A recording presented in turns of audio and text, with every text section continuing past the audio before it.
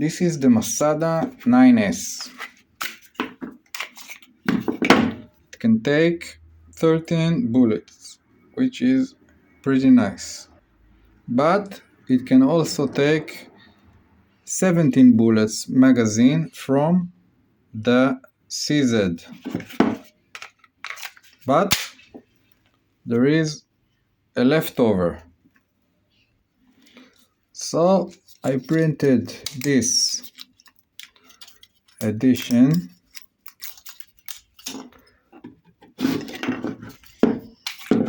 that goes here.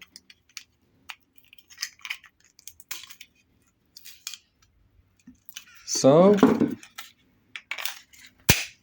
there will be no leftover.